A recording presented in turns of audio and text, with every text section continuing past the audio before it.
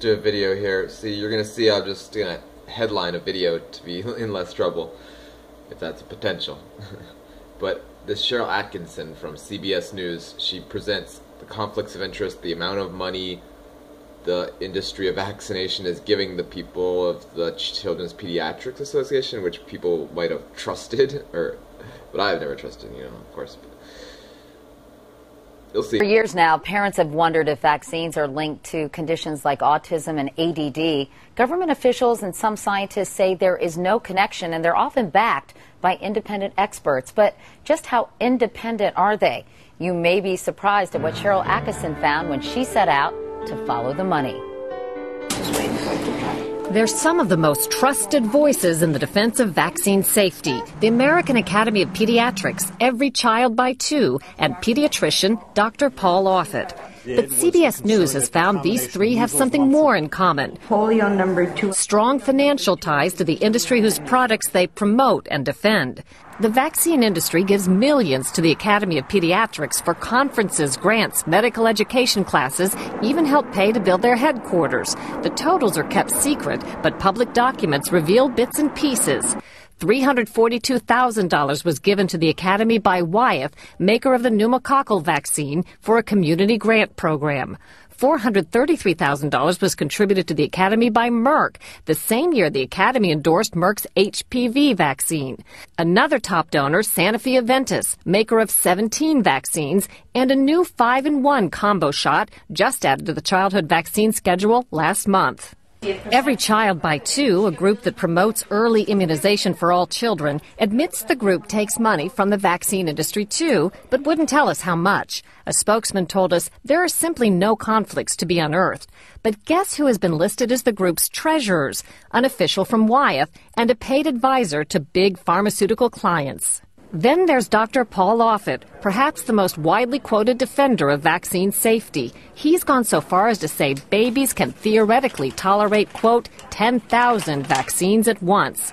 This is how Offit described himself in a previous interview. I'm the chief of infectious diseases at Children's Hospital of Philadelphia and a professor of pediatrics at Penn's Medical School. Dr. Offit was not willing to be interviewed on this subject, but like others in our investigation, he has strong industry ties. In fact, he's a vaccine industry insider. Dr. Offit holds a $1.5 million research chair at Children's Hospital funded by Merck. He holds the patent on an anti-diarrhea vaccine he developed with Merck, Rototec, which has prevented thousands of hospitalizations in the U.S. And future royalties for the vaccine were just sold for $182 million cash. Dr. Offit's share of vaccine profits, unknown. There's nothing illegal about the possible conflicts of interest, but as one member of Congress put it, money from the pharmaceutical industry can shape the practices of those who hold themselves out to be independent. The American Academy of Pediatrics, Every Child by Two, and Dr. Offit wouldn't agree to interviews, but all told us they're upfront about the money they receive, and it doesn't sway their opinions.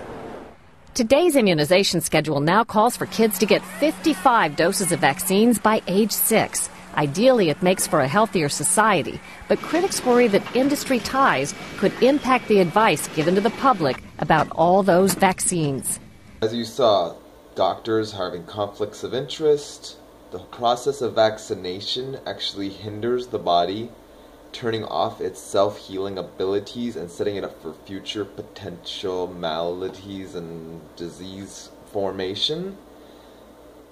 So, why do people get sick? Because of habits, of toxic living habits. So if you want to remove those toxic living habits, any of the 5 categories of healthful living, yep, you'll lower your risk for the contamination to affect you, because these things are, the people dying in Africa are the people who they're testing on. People dying in the ghetto, same thing. People didn't have 50% HIV in my high school for no reason. They had it because the government was poisoning people, obviously, through the vaccination programs. How many vaccinations? 50-some vaccinations by the time you're 6? Wow, and everything that's not, you don't want things in your body that aren't food.